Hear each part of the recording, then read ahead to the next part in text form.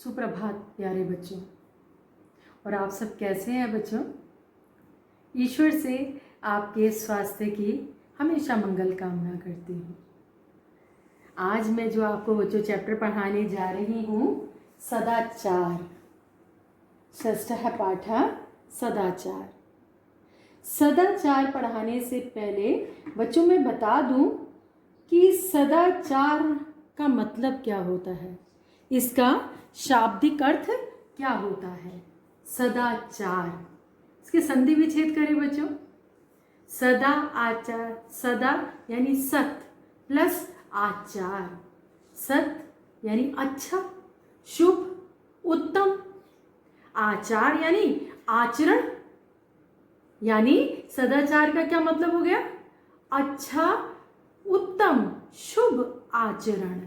अच्छा आचरण, शुभ आचरण, उत्तम आचरण। बच्चों आपको बता दूं, यदि हमारा अच्छा आचरण है तो हमारे पास संसार की समस्त विभूतियां जैसे बल, बुद्धि, वैभव, ये हमारे पास स्वतः ही आ जाती हैं। और यदि हमारा आचरण अच्छा नहीं है तो हम समाज की निंदा और तिरस्कार के पात्र बनते हैं ना। तो हमें अपना आचरण अच्छा रखना चाहिए। हमें अपना जो आज चैप्टर बच्चों आप पढ़ने जा रहे हैं सदाचार, इसमें सदाचार के महत्व पर प्रकाश डाला गया है। चलिए पढ़ते हैं बच्चों हम सदाचार। आलस्य ही मनुष्याणाम शरीरस्थो महान रिपुः नास्ति उद्यम समो बंधु कृत्वा यम न अवसीदति। आलस्य ही मनुष्याणाम, आलस्य यानी आलस, मनुष्याणाम यानी के, शरीर शरीर, स्थो स्थित, महान महान बहुत बड़ा, रिपु शत्रु है। यानी आलस मनुष्य के शरीर में स्थित महान शत्रु है।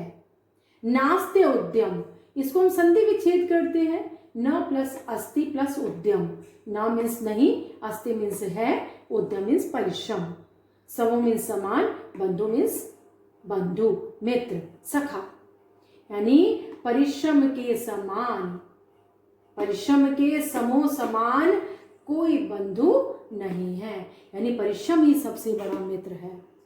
कृत्वा यम नावसीदति, यम जिसे, यानी जिसे, ये किसके लिए आया? परिश्रम के लिए आया।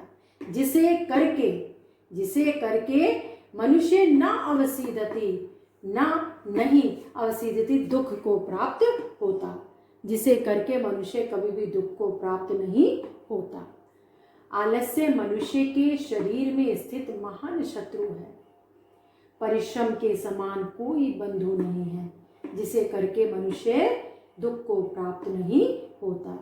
यानी आलस मनुष्य के लिए एक महान शत्रु के समान है, और परिश्रम करके, यानी परिश्रम एक मित्र के समान है जिसे करके मनुष्य कभी भी उसको दुख की प्राप्ति नहीं होती है। आ गया समझ में? अब नेक्स्ट श्लोक की तरफ आते हैं। शो कार्य मध्य कुर्वीत पूर्वाहणे चा पराहणिकम नहीं प्रतीक्षते मृत्यु कृतमस्य नावा कृतम। श्वः यानी इसका मतलब है श्वः आने वाला कल, आने वाले कल के कार्य को अद्य आज ही कुर्वीत कर लेना चाहिए, करना चाहिए। आने वाले कार्य को, आने वाले कल के कार्य को आज ही कर लेना चाहिए, है ना। पूर्वाहणे च अपराहणिकम, अपराहणिकम का मतलब होता है दोपहर के बाद वाले कार्य को, दोपहर के बाद वाले कार्य को पूर्वाहणे पहले ही कर लेना चाहिए। यानी आने वाले कल के कार्य को आज कर लेना चाहिए और दोपहर के बाद वाले कार्य को पहले ही कर लेना चाहिए। नहीं प्रतीक्षते मृत्यु, मृत्यु कभी भी प्रतीक्षा नहीं करती है। कृतमस्य नावा कृतम, कि यह कृतम कार्य हुआ है अथवा नहीं हुआ है। यानी आने वाले कार्य को आज ही कर लेना चाहिए और दोपहर के बाद वाले कार्य को दोपहर से पहले कर लेना चाहिए, क्योंकि क्या बताया कि मृत्यु कभी भी प्रतीक्षा नहीं करती है कि यह कार्य हुआ है अथवा यह कार्य नहीं हुआ है। इस कार्य के लिए कभी भी मृत्यु प्रतीक्षा नहीं करती है। आ गया समझ में बच्चों? यानी हमें काम को समय के अनुसार कर लेना चाहिए। इसका एक और भी देखिए, आपने दोहा पढ़ा भी है ना, काल करे सो आज कर, आज करे सो अब, कल में प्रलय होएगी बहुरी करेगा कब, है ना। तो ये श्लोक हमारा जो है ये हमें ये शिक्षा देता है कि हमें अपने कार्य को समय के अनुसार कर लेना चाहिए। आ गया समझ में? अब नेक्स्ट श्लोक की तरफ आते हैं। श्लोक नंबर 3, सत्यम बुर्यात प्रियम बुर्यात, ना बुर्यात सत्यम प्रिय, प्रियम चा नान न अनृतम बुर्यात, ऐश धर्म सनातनः।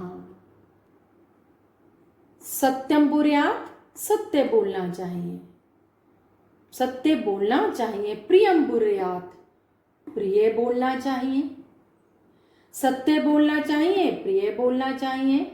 ना बुर्यात सत्यम प्रिय, अप्रिय अप्रिय सत्य नहीं बोलना चाहिए। यानी जो सत्य प्रिय नहीं है वे नहीं बोलना चाहिए। प्रियम चा नानरतम बुर्यात, और प्रिय नानरतम, अनरतम, अनरतम का मतलब होता है झूठ, प्रिय झूठ नहीं, ने नहीं बुर्यात बोलना चाहिए, और प्रिय झूठ नहीं बोलना चाहिए। ऐश धर्मः सनातनः, यही सनातन धर्म है।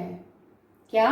सत्य बोलना चाहिए, प्रिय बुर्यात प्रिय बोलना चाहिए, अप्रिय सत्य नहीं बोलना चाहिए, प्रिय झूठ भी नहीं बोलना चाहिए। यही सनातन धर्म है। आगे बच्चों समझ में? यानी हमें कभी कड़वा सच और मीठा झूठ नहीं बोलना चाहिए। हमेशा हमें यही सनातन धर्म है कि सत्य बोलना चाहिए, प्रिय बोलना चाहिए ना। आ गया समझ में बच्चों? धन्यवाद।